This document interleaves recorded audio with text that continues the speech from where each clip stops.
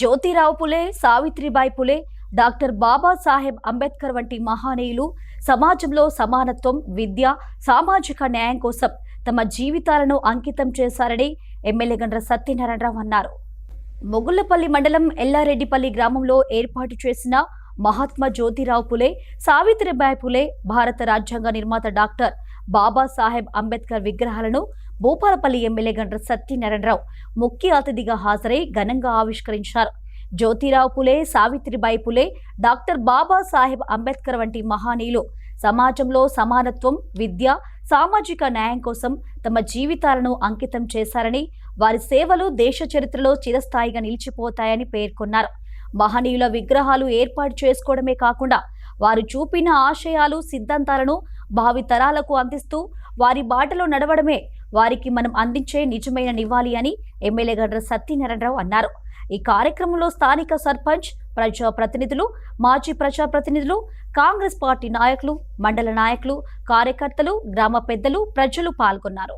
బడుగులకు, బలహీన వర్గాలకు, అట్టడుగున అనగారినటువంటి పేదలకు హక్కుల కొరకు ఉద్యమించినటువంటి గొప్ప మహనీయుడు సావిత్రి జ్యోతిరావు పులే. వీరి యొక్క ఆశయ సాధన కొరకు మనందరం కూడా వారి ఆశయాలను అమలు చేయవలసినటువంటి అవసరం రాష్ట్ర, కేంద్ర ప్రభుత్వాలపై ఉండడమే కాకుండా నవతరం, యువతరం, ప్రతి ఒక్క మేధావి వారి ఆశయాలను కొనసాగించాలని, వారి ఆశయ సాధనలో మనందరం కూడా నడవాలని మీకు ఈ సందర్భంగా నేను తెలియజేస్తూ, డాక్టర్ బాబాసాహెబ్ అంబేద్కర్ గారి ఆవిష్కరణలో ఈ గ్రామంలో పుట్టి 4వ తరగతి వరకు చదువుకొని, అదేవిధంగా మరి ఈ గ్రామంలో పుట్టి ప్రొఫెసర్గా, ఒక మేధావిగా ఎదిగినటువంటి రామస్వామి గారు ఈ గ్రామంలో డాక్టర్ బాబాసాహెబ్ అంబేద్కర్, అదేవిధంగా సావిత్రి జ్యోతిరావు పులే మరి స్టాచ్యూలను ఇవ్వడం, గత 10 సంవత్సరాల నుంచి పెండింగ్లో ఉన్నటువంటి ఏదైతే స్టాచ్యూలను మీ సహకారం కావాలంటే వాళ్ళు 2 లక్షలే కోరారు. అది ఎట్లా అని నేను 5 లక్షల రూపాయలు ఈ యొక్క విగ్రహాలకు ఇచ్చాం. ఈ యొక్క స్టాచ్యూలకు కానీ మనం ఇవ్వడం జరిగింది. అయితే నిన్ననే మేము రేపు పెట్టుకుంటాం ప్రోగ్రామ్ అంటే పెట్టుకోమని చెప్పాం.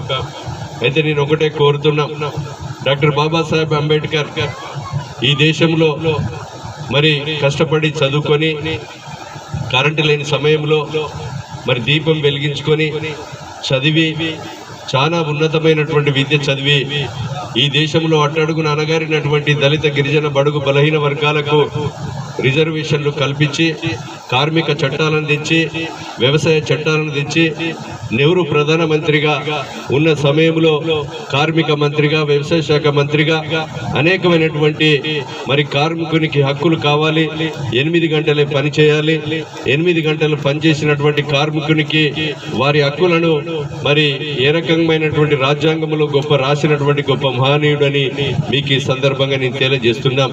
అలాంటి మహనీయుని ఇప్పుడున్నటువంటి పదవి అహంకారంతో, బలుపుతో మరి రాజ్యాంగం మార్చవలసినటువంటి అవసరం ఉందని మరి ఈరోజు పదవులు ఉన్నటువంటి వ్యక్తులు అహంకారంగా మాట్లాడినా, భారతదేశంలో ఉన్నటువంటి అట్టడుగున అనగారినటువంటి ప్రజలు, మేధావులు అందరం కూడా మరి చాలా వ్యతిరేకత కూడా తీసుకురావడం జరిగిందనే విషయాన్ని మీకు ఈ సందర్భంగా మేము తెలియజేస్తున్నాం. ఈరోజు మనం విగ్రహం పెట్టుకోవడమే కాదు, వారి విగ్రహాలను పెట్టుకుని వారి యొక్క ఆశయాలను అమలు చేయవలసినటువంటి బాధ్యత కూడా ఉంది. నేడు చదువుకునేటువంటి విద్యార్థులు అందరూ కూడా వారి ఆశయాలను, వారి సిద్ధాంతాలను ఆచరణలో తీసుకొని, రామస్వామి కూడా ఇక్కడ చదివి, జమ్మికుంటలో చదివి మరి ఏ రకంగా మరి ఒక ప్రొఫెసర్ స్థాయికి ఎదిగారో మీరు వారిని గుర్తించవలసినటువంటి అవసరం ఉన్నది. అందరం కూడా కష్టపడి చదవాలి, చదువుకొని మరొక కలెక్టర్గా, ఒక ఐపీఎస్గా ఒక లక్ష్యాన్ని, గోల్ను ఎంచుకోవాల్సినటువంటి అవసరం ఉన్నది.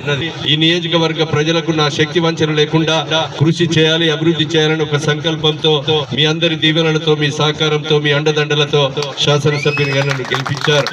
ఎవరు చేయలేని పనిని నేను చేయాలని ఒక సంకల్పంతో గత 2.5 సంవత్సరాల నుంచి ముఖ్యమంత్రి గాని, మంత్రులను గాని, మరి ప్రిన్సిపల్ సెక్రటరీలను గాని ఎవరిని కూడా నిద్ర పోనీయకుండా, ఎవరి ముఖం చూడకుండా నా నియోజకవర్గ అభివృద్ధి కొరకు కొట్లాడి మంత్రులతో, ముఖ్యమంత్రితో పోటీపడి ఈ నియోజకవర్గాన్ని రాష్ట్రంలోనే మొదటి స్థానంలో ఉంచాలని ఒక సంకల్పంతో ముందుకు పోతున్నామని మీకు ఈ సందర్భంగా నేను తెలియజేస్తున్నాను.